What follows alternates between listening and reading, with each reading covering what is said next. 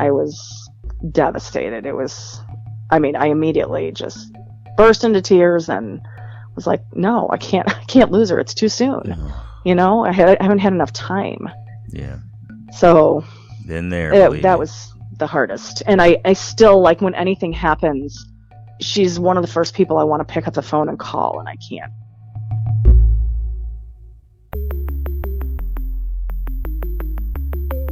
Who am I? Who am I? Who am I? Who am I? Who am I? Who am I? Who am I? This is Who Am I, Really? A podcast about adoptees that have located and connected with their biological family members. I'm Damon Davis, and on today's show is Liz from Michigan. She grew up in a neighborhood full of adoptees, so it wasn't until years later in the Dominican Republic, teaching a class with a lot of adoptees in it, that her own adoption sunk in. After finding her natural mother through an intermediary, they reunited during a sleepover in a hotel room where they stayed up all night. Their bond solidified when Liz's daughter was born, bringing them closer as they marveled at the next generation of their family before them. After more than a decade in reunion, Liz played an emotional farewell to her natural mother on her viola to say goodbye. This is Liz's journey. Liz was adopted at 2 months old. She grew up in Ann Arbor, Michigan, with her older brother, also adopted. When Liz was 5 years old, her little brother was born, a surprise sibling in the family. She said her best friend next door was also adopted in a similar family structure, 2 adoptees and 1 biological child. Her father's best friend's family also had the same 2-1 split of adoptees to natural children, and there were a bunch of adoptees in the neighborhood she grew up in. So much so that adoption was fairly normalized for Liz, to the point that, for her, you were a standout if you weren't adopted. She didn't grow up feeling that adoption was strange, that she had been rejected, or that she was abandoned.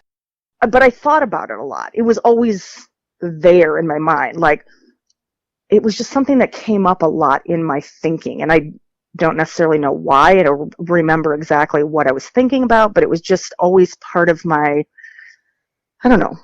It came into my thoughts anyway. Can you remember what it felt like when it came into your thoughts? Like, what would your thoughts be like? I think it was just more like, I wonder what she's doing. I wonder where she is. And I'm thinking of my mother. And I didn't really think about whether I had brothers and sisters. And for some reason, it wasn't until I was probably 22 that I thought, you know what, I have a father somewhere too. Like, it just didn't even occur to me. I don't know why. And so I didn't feel bad. I was just more curious. And I wondered where she was and if she lived in Grand Rapids, because that's where I assumed they were from, was Grand Rapids. So basically it was that. I was just thinking about it. Now, the one other thing, I don't know, my mom would give me little bits of information like, oh, your father was a barber, or I can't remember what some of the other things she said were, but presumably she had seen that in my adoption papers. The one thing that growing up that really bothered me was, so I've always struggled with my weight. It's always been an issue. And my mom would say to me, well, your mother was overweight, so I'm sure that's why you are. Or if something happened that I did or my brother did or whatever, well, that you probably got that from your biological parents. And it seemed like there was this little negative, like this propensity of hers to put anything negative on my biological family. Like our behaviors or our choices or whatever couldn't possibly have been influenced by them. So that's always kind of been the one big thing that's really bothered me about this. Still even today, sometimes she'll bring things up like that and I'm like, no way, you're not still saying that. Wow. It's funny because I can imagine that it's twofold for a parent, I would imagine. So I'm trying to put myself in her shoes. So I don't know if you know that I'm an adoptee and an adoptive parent, and I have a biological, right? So I've lived multiple pieces of this. And even with my own biological son, I'll say to my wife, well, he didn't get that from me. You know what I mean? Yes, and so there's we a do piece the same of it. thing. Yeah. My husband and I do the same thing. I'm Right. always blaming everything on his side of the family. Exactly, right. But for an adoptee, I can see how it is a little bit offensive to, especially in the instances where it's only the quote unquote negative things that are Right, blamed exactly. on There was biology. nothing positive. Like, Yeah. I played the viola and I played very well. It wasn't like, oh, I wonder if your family had musical talent. You know, it was always Yeah. the negative. Yeah. And so, yeah, that has always bothered me. And my older brother had some drug addiction problems when he got into high school and college. And that was always blamed on his parents as well, even though when I read his adoption papers, it said that they were college students and, you know, it was just they weren't together anymore. And so that's why he was given up. And I'm thinking, well, they didn't sound like drug addicts to me, but, you know, who knows? Mm-hmm. So it's, I don't know. It's just one of those things that was kind of the biggest thing. But I would say overall, my parents never made me feel different or other than their child. They got frustrated when I didn't like the same things that they did. I didn't want to do some of the same things. And I think that was kind of the biggest issue growing up is I have very different ways of thinking and I don't know, interests and whatnot. And they got frustrated with that. And when I met my biological family, then I was like, oh, okay, that's where all that came from. So it's very much a lovely study in nature nurture. Liz said one notable difference between herself and her parents is their more formal way of planning life activities versus her more free-flowing nature. They're really social people, but they have social norms that require structure and organization. She didn't just have a random friend over for dinner on a school night, for example. That kind of spontaneity didn't sit well with them. Whereas I'm much more spur of the moment. I'm like, yeah, let's go do it. No, come on over. I have a whole bunch of people living in my house right now, and I'm always open to if somebody needs to stay here or whatnot, that's fine. It's no big deal to me. And my parents were never like that. And when I met my biological family, that's exactly how they are. They are super open. They're welcoming. They're not that my parents weren't welcoming, but there were very specific expectations, I guess is what it was. Mm-hmm. And so much more rigid in some of their ways of living and thinking, whereas I'm a little bit more relaxed about life. And I have obviously my things that I like to do and expectations about way things should be in my house, but I'm much more flexible. I guess that's the word I'm looking for, is I'm a lot more flexible. And my biological family's always been very flexible, very welcoming to people. And even if things are not great, you know that they still love you, and, you know, they might have some judgment, but they kind of keep it to themselves and say, well, I love you anyway, and let's move on. Mm-hmm. Whereas I didn't always feel that from my adopted family. After college, Liz went to the Dominican Republic for a few years, working in a school. When she got back, eventually her young family made their way back to Michigan when Liz's daughter was born. But she said that it was in the Dominican Republic where ideas about her biological mother popped into her head. It was there she met her husband in a small mountain town. Every night, they would go down by the riverside, sit, and talk about everything. She said adoption started coming up more and more. Plus, the school that I worked for was a school for American kids with behavior issues, and their parents had sent them there as kind of like a boot camp kind of school. And there were so many adopted kids there. And it just got me thinking, wow, I can't believe how many adopted kids are here. And my brother had just come out of rehab shortly before that. And so some of those issues relating to adoption, and I had heard, you know, kids who were adopted had a greater chance of this and that, you know, maybe drug issues or behavior issues or even suicide. So I think it just started becoming more present in my mind. And I don't remember the night exactly, but I know there was a night where it popped into my mind like, wow, I cannot imagine ever having a child and never knowing what happened to her or him. Mm-hmm. And I didn't have kids or anything, but I just thought, this woman must be wondering what happened to her child. You know, I kind of figured that must be the case. And I've heard other people say that over the years, so it must be, I think you're right, mostly women have said it. And maybe it's when you start getting around childbearing age and such, it just starts to think, wow, I can't imagine giving a child up and never knowing what happened to him or her. And so when I came home from the Dominican then, it was 91, and I started thinking I need to find my family. At that time, the laws in Michigan allowed adoptees to apply to receive the names of birth parents and any available information. But if the birth parent had not added their own name to the state adoption registry, granting permission to re-identify them, the adoptee would only receive non-identifying information. At 23 years old, Liz started to complete the paperwork, but then some big life stuff happened. She was planning her wedding to the man she dated by the riverside in the Dominican Republic, and some family issues arose that required her attention. Initiating the search had to wait. In 1995, Liz's mother read an article about Michigan's reunion laws changing to allow an intermediary to support the identification of birth parents if they had not submitted themselves to reunion registries. Liz was in a different place in her life, so she wrote in to Child and Family Services, sent the required fee, and requested an intermediary to take her case. Her mind began to wander to what a reunion might look like. How would she manage having two families, one adopted and one biological? She said she didn't have any experience balancing separate family units, kind of like how a child of divorce might have to navigate their parents' separate lives. Since her mom brought the updated information about the Michigan law to Liz, her mom was very open to talking with her about her reunion attempt. So I've heard so many people who have said, oh, I couldn't tell my adoptive parents, or I waited until they passed away, or whatnot. And so that was a huge difference, is that my mom was, even though, she loved to blame the bad things in my biological family, she was all for supporting me and looking for them. So I was very grateful for that. How did that sit with you?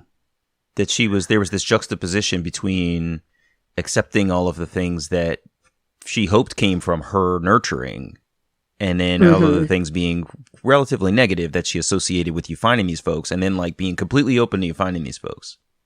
Right. I think sometimes her thought process doesn't really connect that as well.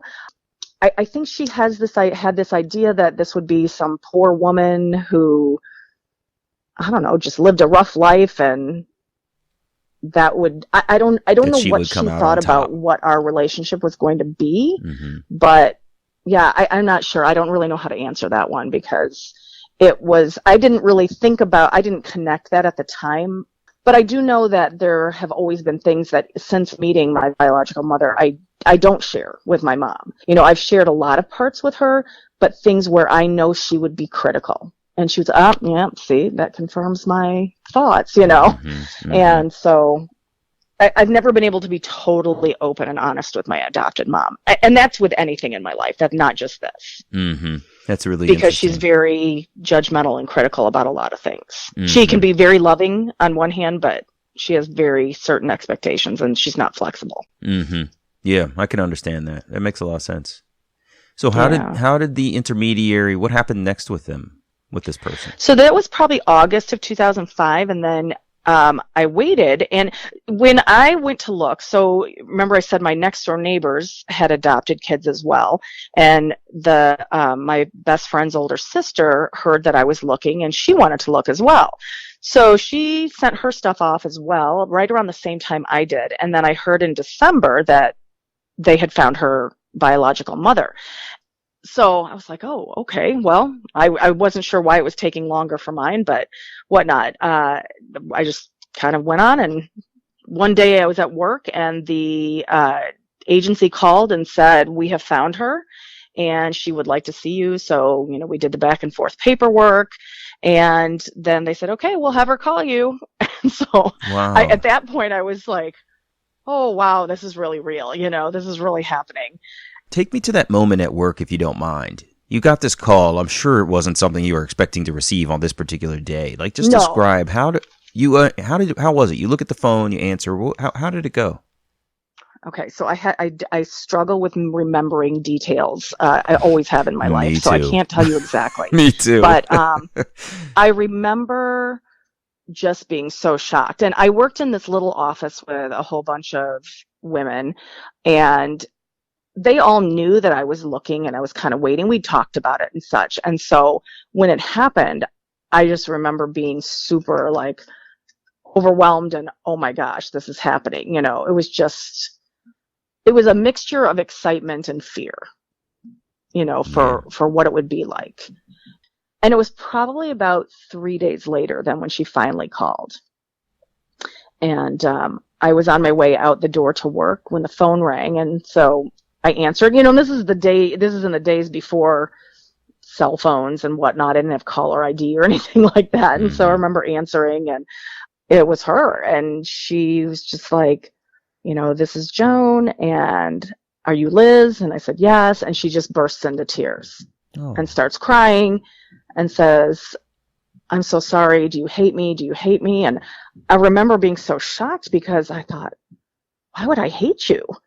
I mean, that had never in a million years occurred to me. And it wasn't until I met more adoptees later in different settings that I understood that people really struggled over the years being adoptees.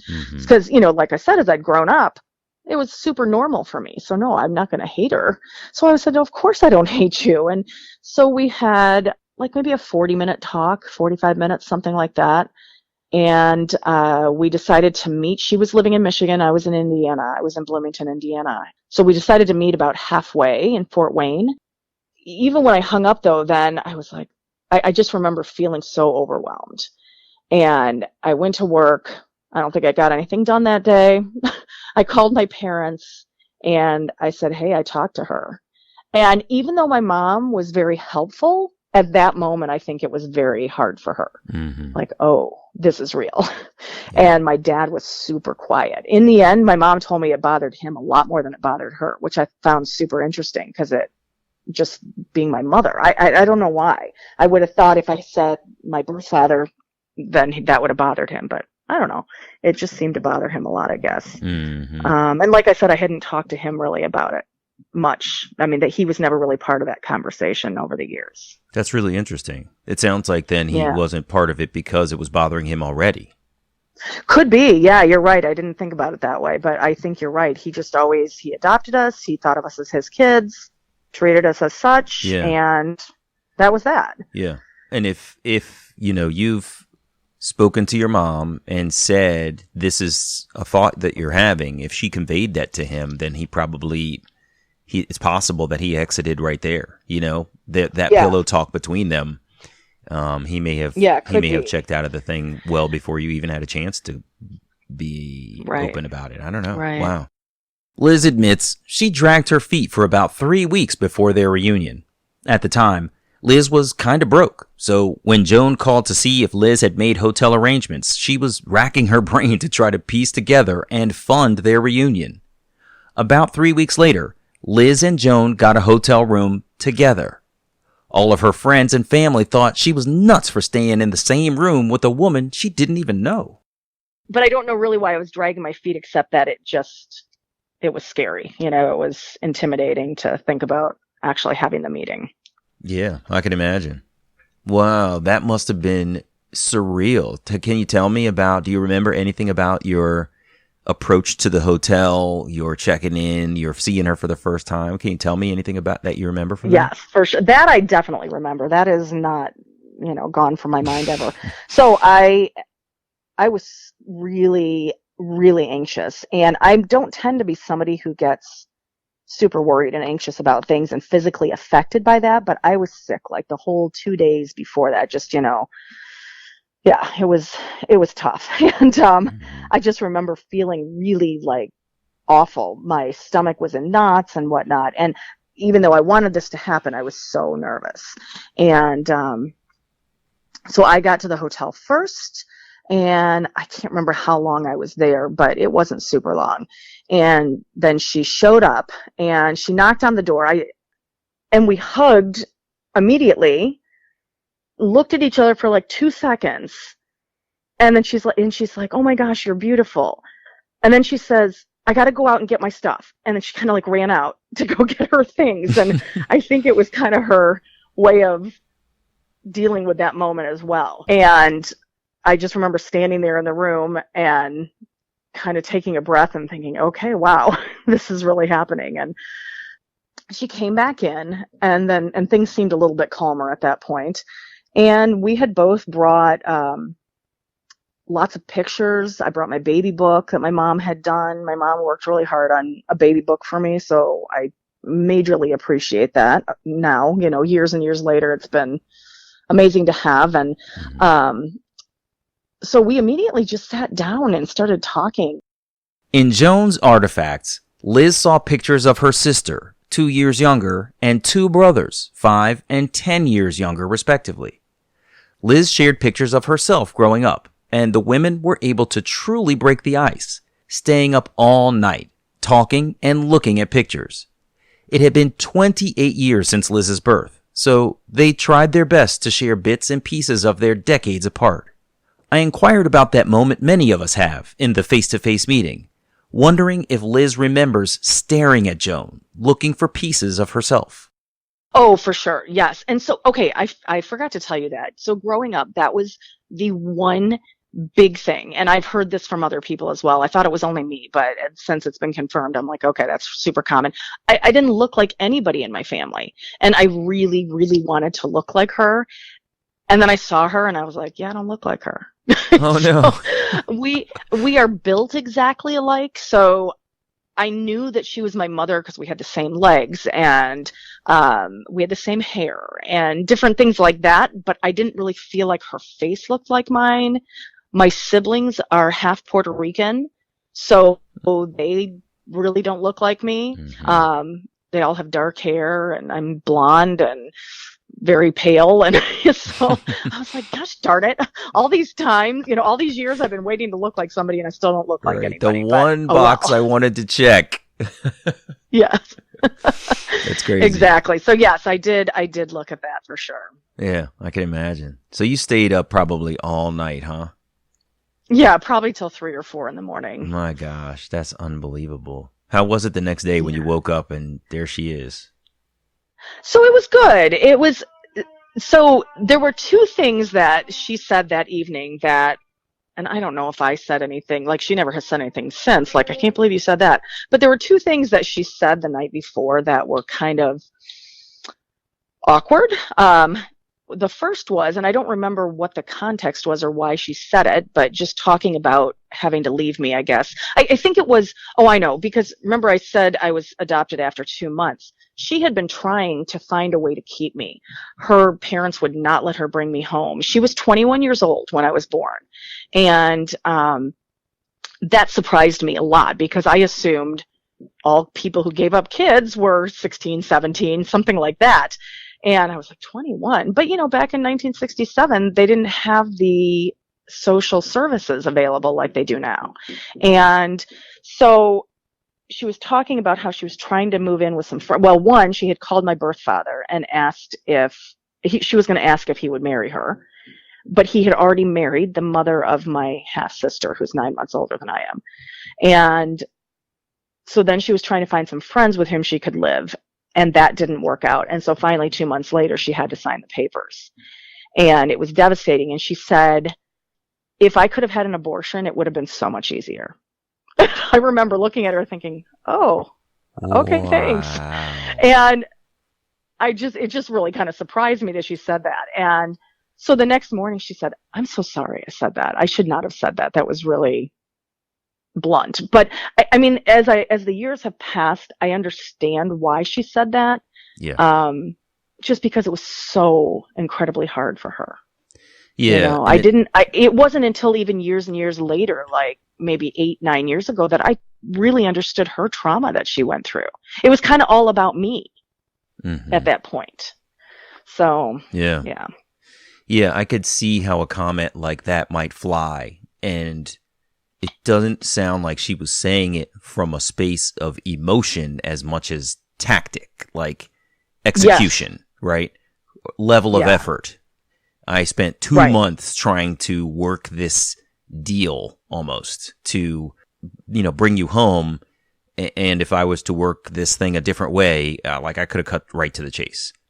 it sounds Right. like it was very, very... Well, because she wanted to keep me so bad, and it was so painful over all those years. Oh, man, I bet. I'll bet. And that just, again, it didn't really dawn on me until I read The Girls Who Went Away. And all of a sudden it slapped me in the face. And that was in 2011, I think, when I read that, or 2010, something like that. Yeah. And I went, oh my gosh, I cannot believe all these years I've been so self-centered in my thoughts in terms of the adoption. I didn't really, even though I had that thought years ago, like I can't imagine what it would be like.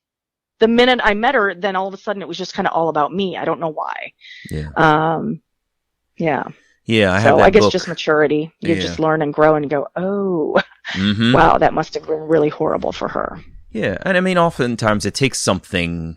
It's not always easy to empathize with someone's position right off the bat, right? And especially something as traumatic as adoption and relinquishment, where a person has given away another person that they've created in this world. Like, that's a really hard thing to empathize with someone else over. Especially as you don't know, if you don't know the layers of what they went through, whatever the family discussion was, whatever the environment was, as you've said, in the 60s, there's all of these other components to it that you just can't even calculate. So it's hard to make it about them when you're the only one that has lived your piece also. You know what I'm saying? It's exactly. It's very challenging to break out and empathize. But I'm looking at the book, The Girls Who Went Away, right here on my shelf. I will hold that forever because you're right. It was so eye-opening to read. Yeah, it changed my life. Yeah. Oh, my gosh. Yeah. I knew she'd been sent away to a home, but I just thought, oh, okay, well, that's too bad. I didn't really understand that whole process and the results of what happened to all those women. Joan told Liz the story of her conception. She said she grew up next door to Liz's birth father, but their parents didn't get along at all. So much so that when Joan got pregnant, she refused to divulge the father's identity because their families despised one another so much. Anyway, the young man had grown up with Joan, moved away, then came back one year where they reconnected at a New Year's Eve party. They started dating, then Joan found out she was pregnant in March of 1967. Unfortunately, Joan also found out that the young man had gone back to dating the young lady he was seeing before they reconnected, a woman who was also pregnant with his child, a half-sister 9 months older than Liz. And so she never told him that she was pregnant. He did not know anything about me. But when she found out that he had gotten married, she's like, oh, okay, I can't do this alone. But my maternal grandfather was also quite a bad alcoholic, it sounds like, and was not supportive of her at all bringing me home. And, her mother went along with that. So there was just really no choice there. Mm-hmm. Going back to the visit in the hotel room, you said there were 2 awkward things that she said. Oh, right. What was the second one? Yeah, it had to do with just how I was conceived. Like she just made some comment about my birth father and how she'd always loved him. And so she's like, it's not like you were a one-night stand or anything. And then the next morning, she's like, I don't know why I even told you about that. I mean, it wasn't anything bad. I mean, it was just her trying to say, you were not just some fling, Mm-hmm. And they ended up not lasting, but for her, it was, I think, more meaningful than for him. He was obviously a bit of a player. So I don't know. It just was one of those things that just sort of came out, and then she apologized for it the next day. And I'm like, well, that's okay. I'm not super sensitive typically. The abortion one, I think, surprised me more than that. I was like, okay, whatever.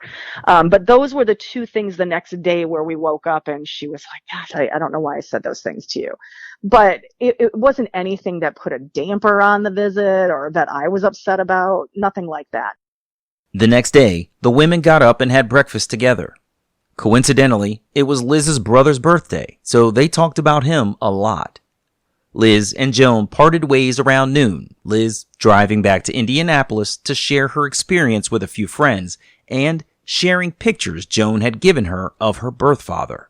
Unfortunately, Liz's birth father died when she was about 18 years old. She admitted she had a hard time seeing a resemblance to the man in the picture she was given. In one photo, he's so small he's barely identifiable. The other is a classic high school graduation picture that doesn't reveal any discernible resemblance. I asked about the aftermath of their reunion.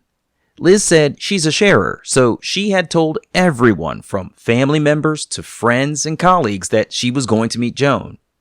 After the reunion, she told everyone how things had gone. Here's what she said about the relationship with Joan. Like I said, we were living in different states, and so we had phone conversations. It was very, very hard on the phone. And I'm not sure why. We had a lot of, awkward silences. It just seemed hard to kind of make that natural conversation. Mm-hmm. And so it's not that anything was bad, but it was just tough. And so I didn't feel that desire to call her every few days or every week or anything like that. But we talked fairly frequently, maybe every few weeks, and just would talk for a few minutes. And then I'd kind of make a excuse that I had to go or something like that. And again, it wasn't bad. It was just not natural. Like if I talked to my mother or my sister-in-law or something like that. Mm-hmm. So it wasn't until we didn't really see, I know. So then now when I would go home to Michigan to see my adoptive family, maybe for Thanksgiving or something, or Christmas, this is where I had mentioned before I hadn't grown up in a family of divorce or anything, but it almost felt like that because my birth mom would say, hey, can you come spend Thanksgiving with us? And I'm like, could I stop by on the way to Ann Arbor and we'll celebrate a little early or something? And because I have to have Thanksgiving with them. And I felt that kind of pull from both places. Like she really wanted me to be part of the family and part of the celebrations and whatnot.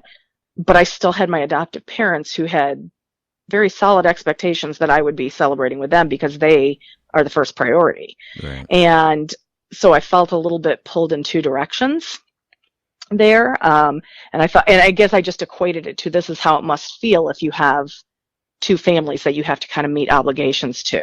Mm. And so I felt a lot of pressure on my part, for having to navigate both of those relationships and make everybody happy.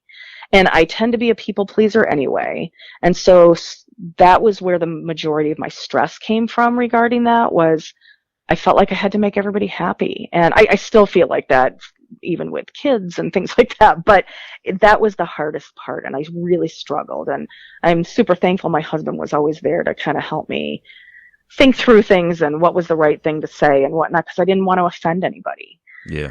Man, and so it was a few awkward, that was 96. So it was about 2 years that was the situation. And then in the end of 98, I ended up moving back here and my daughter was born right before I moved back here. That was probably the best thing that could have happened to our relationship, my birth mom's and mine. She came, my husband was working in Michigan already and I was still in Indiana with my daughter, and she came down and stayed with me for a week. And Isabella, my daughter, totally changed that dynamic because we then had something else kind of to focus on. But while we were focusing on her, we would have little conversations on the side, and it just became so much more natural. Mm. And when I moved back here, I ended up being an hour and a half from her. And so I could go for the day, and there wasn't this big pressure of, I've got to spend a holiday or we've got to figure out how this is going to work. It was just like, I'm going to go for a few hours. Mm-hmm. We had fun. She held the baby, whatever.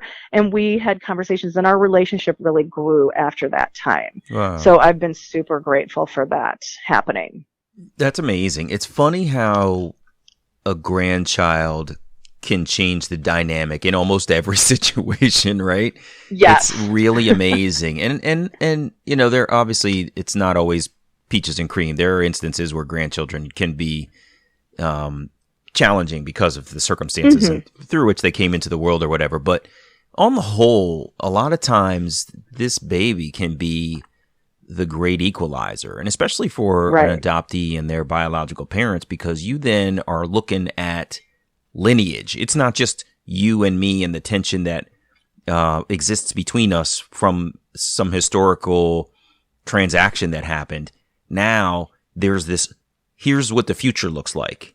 And there's a lineage that will follow that child over there that is all part of us. Right. And you get to look over there and sort of hopefully feel a little bit of hope, to get over everything. As you've said, there's something else to focus on, but it's still a part of you. You're not totally, it's not like you're focusing on the baseball game. You're focusing on yourselves, but through this child as a proxy for your own lineage. It's really amazing.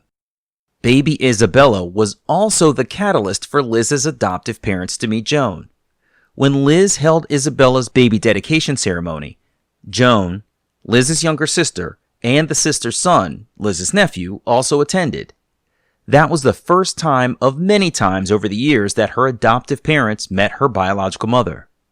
Liz admitted she was unsure how their first meeting would go, but her parents were very welcoming, gracious, and interested in Joan's life. Switching to Liz's biological father, Joan had revealed the man's name and she knew where he had lived, so it should be easy to track down the family. But she also had some rough things to say about Liz's paternal side. Joan's best friend had married Liz's birth father's brother. Since Joan's buddy was in the family, Joan heard everything that was happening on that side of Liz's tree, from incarceration to addiction and more. And so when she told me about that, she told me that he had 2 daughters.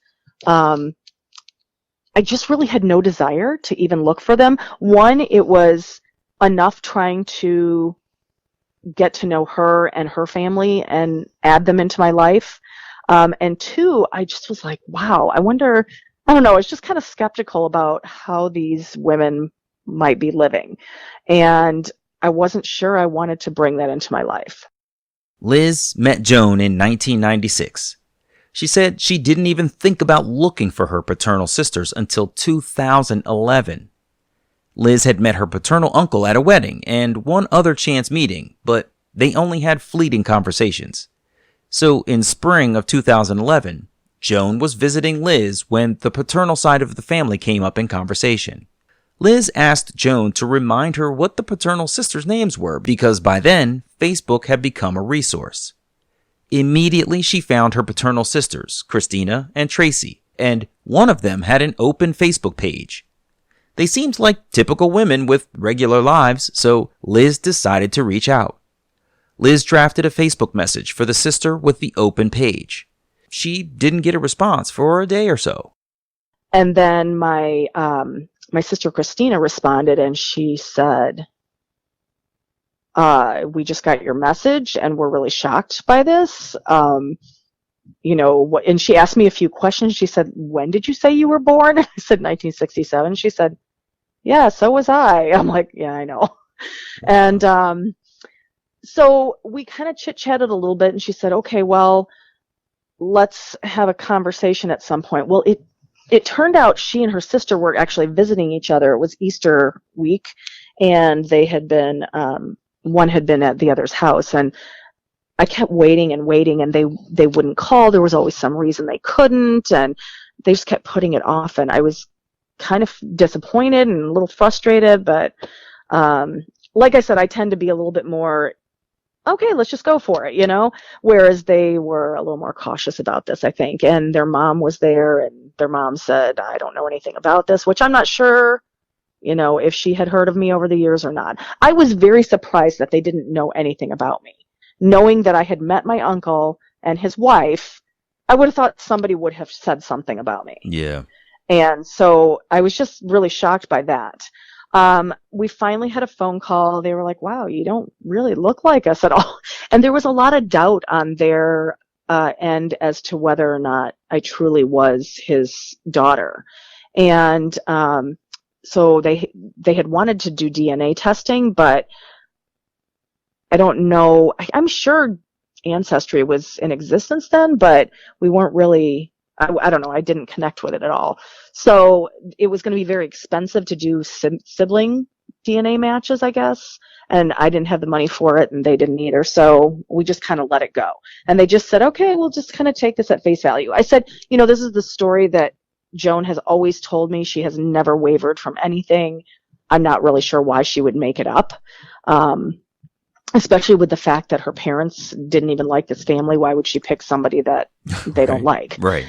So I didn't tell them that, of course. So they were like, oh, okay. And then it wasn't until maybe, I don't know, I was probably 2 or 3 years ago, I finally did Ancestry, and our first cousin popped up as one of my close relatives. And I was like, all right, guys, you're stuck with me. And they're like, oh, yay, Grant, that's great. We always knew, blah, blah, blah. Okay. So, yeah. So that's how that came about. And I met my one sister. She lives in Michigan. I met her that summer. We had kind of an awkward lunch because, so my biological father died of drugs, of an overdose. And there was a lot of anger on my sister's parts toward him and toward the circumstances. He left them when they were very little. And there was just a lot of history there that was very, very difficult. And so me coming into the picture dredged up all of those feelings. And Tracy especially she just had a hard time with it. So it was slow. And even to this day, I mean, we chit chat, we text, we comment on Facebook posts and such, and we see each other when it's convenient, but we don't really go out of our way to get together necessarily. Mm-hmm. I'm much closer with my sister from my birth mom, but I would say overall, when we're together, we have a great time. And I'm super blessed to have had so many positive relationships come of this reunion. Yeah. I feel so fortunate especially when I hear so many struggles from other people. Yeah, for sure. And I'm sorry for how your sister lost her dad. I mean, that must have been really difficult to have someone suffer an overdose. To me, it's just a story, in my unknown history. But to her, it was very she lived it, real and suffered present and personal. Yeah. Yeah. Right. Yeah. And then for you guys to be born, was it the same year or a year apart? Same year, 9 months apart. Yeah. That would dredge up every bit of it. Wow. That's really crazy. But it's good that you guys are connected. I mean, I like hearing that when you do get together, things are good. Right? Because it sounds like you're able to put some of that behind you. Yeah, and their mom has been amazing. She has been so welcoming to me and very loving. And so she reminds me a lot of my birth mom. So I don't know if he had a type, but she's just a very wonderful person, and I really appreciate that. Wow. Because it could have been something really, really negative for her. Mm-hmm. Wow. Unbelievable. That's good. I'm glad you feel this blessing of having connected with folks that you didn't know before, but feel, sort of welcomed by, because not everybody gets that. And that's super powerful. It fills voids you didn't even know were there. And I think that is so healing, Yeah. I had always wanted sisters, and now I have 3. So that's so great. Cool. Very cool. Well, Liz, thank you so much for sharing your story. I think this is really amazing, and I'm so happy for you that you've gotten some healing out of all of this. This is really cool. Yeah. Good. Yeah. When I sent my information off to you, I was kind of like, I hear so many people's really tough stories or just amazing twists or whatever, and I'm like, I don't know, my story's kind of not very exciting, but I'm like, oh well, whatever. It's it's real. This is the thing. Like, it might not sound fantastic as compared with some of the other just unbelievable or egregious or whatever stories that you hear in adoptee circles, but that's just because it's compared to other adoptee stories. If you compare this with anybody else's life story, like, they have to pause back at the beginning where they're like, wait, adoption means you were transferred from one parent to another? Like, they would start to fathom your story from that moment, and everything else is going to be comparatively unbelievable, because most people do grow up with their biologicals around them, and it's almost unfathomable to think, wait, you had to search for your mom? That's bananas. Right. So I'm glad you shared, because you've also expressed some things about your expectations for search. You've expressed some things about your mom's approach to parenting and some of the the things that will resonate with other people. So your story is your story, and it doesn't have to be sensational to be impactful for somebody else. You know what I mean? I did want to mention my mom. I don't know if I had said it. My birth mom died in 2012, so she's been gone about 8 years. I can't believe it's been 8 years now. Wow. And so I miss her a lot, but I'm very thankful for the 16 years we had, and I'm, glad I still have a good relationship with my sister and such. So. Yeah, sure. Can you just tell me, we don't have to go quite yet, just tell me, what was it like? How did you find out that she had passed? Did you know she was sick? Give me the scenario, and how did you feel in the aftermath? So my mom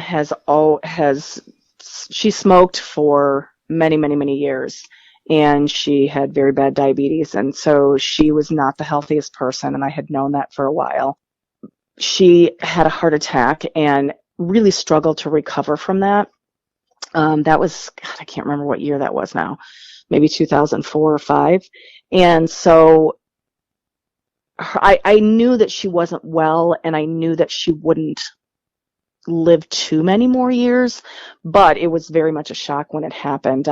She had called Valentine's Day of 2012. She had called. My husband said, "Oh, Joan called," and I thought he meant he answered the phone and said she's not home right now.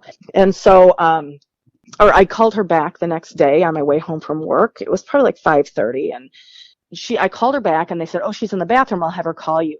And like 45 minutes later, my brother-in-law called and said Joan collapsed, and we're pretty sure she's gone, and the paramedics were working on her. So she just died of a massive heart attack at that point, and I was devastated. I immediately just burst into tears and was like, no, I can't lose her. It's too soon. I haven't had enough time. Yeah. So been there. That was the hardest. And I still, like, when anything happens, she's one of the first people I want to pick up the phone and call, and I can't. So I call my sister, which is, a great substitute, but sure. I still would love to be able to share things with her. Yeah. So. Did you go to her funeral and stuff? Yes, for sure. And it was, my sister really, she said, I don't think I can get up, because she was too emotional, so she couldn't speak. And so I ended up giving I don't know what you call that. I talked at her service, and I played my viola. I played Amazing Grace. So oh, wow. It was tough. I was crying through all of it, but it was, and my parents came, my mom and dad came, and so, yeah. Wow. That must have been really fulfilling. I mean, it sounds incredibly emotional, but to be able to play something that you've been practicing your whole life, it's such a meaningful moment. That must have been unreal. Right. Yeah. So I know there's a video of it, but I haven't seen it. I've been I don't know if I can watch it at this point. But I know. It's maybe hard. Someday. Yeah, one day. Well, Liz, thank you so much for sharing everything. This is really fascinating. I appreciate you taking time, and I wish you all the best. Okay. Thank you, and thanks for talking with me. Of course. I love your show, and I just appreciate how much I've learned and grown from it as well. Oh man, huge smile. Thank you so much, Liz. Take care. Have a great weekend. You're welcome. Bye-bye. Bye-bye.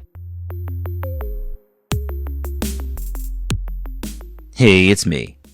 Liz grew up surrounded by adoption, so it wasn't until she got to the Dominican Republic, teaching lots of adopted children, that she realized some of what adoption can do to a child. I liked hearing that her mom was the one to flag the change in Michigan law that allowed Liz to find her natural mother. Her all-in, just go-for-it mentality worked out well for her and Joan to dive into reunion in that hotel room together. People may have thought that approach was a bad idea, but the bonding that started overnight probably couldn't have been achieved any other way. I could feel the sorrow of the moment when Liz learned of Joan's passing. When an adoptee has been apart from their natural parent, they reunite, then that parent passes on, it can feel exactly like Liz said.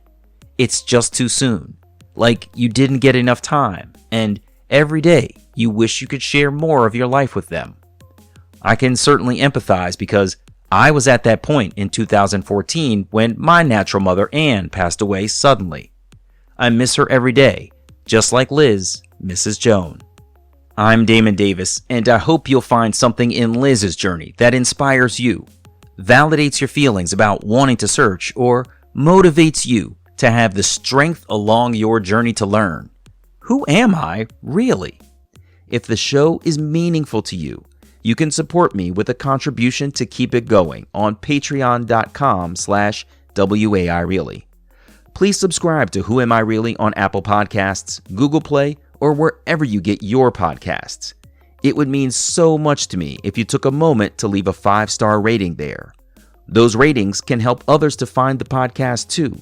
And if you're interested, you can check out the story of my adoption journey, Who Am I Really? An Adoptee Memoir, on Amazon.com, on Kindle, or as an audiobook on Audible.